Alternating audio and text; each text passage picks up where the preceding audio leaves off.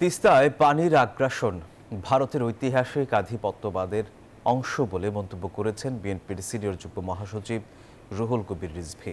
সকালে জাতীয় প্রেস ক্লাবে মাওলানা ভাসানীর লং মার্চের স্মরণে গণসমাবেশ উপলক্ষে গোলটেবিল বৈঠকে এই মন্তব্য করেন তিনি। বলেন, বাংলাদেশকে পূর্ব কাশ্মীরে পরিণত করতে চায় ভারত। অতীতে বামপন্থীরা ভারতের আধিপত্যবাদের বিরুদ্ধে সোচ্চার থাকলেও এখন সোচ্চার নয় বলেও অভিযোগ করেন তিনি। বান্ডেল থাকলে প্রতি সেনমানিতে টাকা বাঁচবে। বিকাশ সেনমানি বান্ডেল কিনে জিতুন প্রতি লেনদেনে।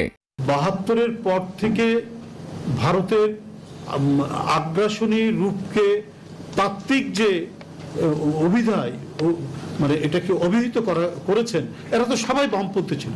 সামগ্রিকভাবেই আমরা ভয়ঙ্কর এক প্রাকৃতিক বিপর্যয়ের মুখোমুখি।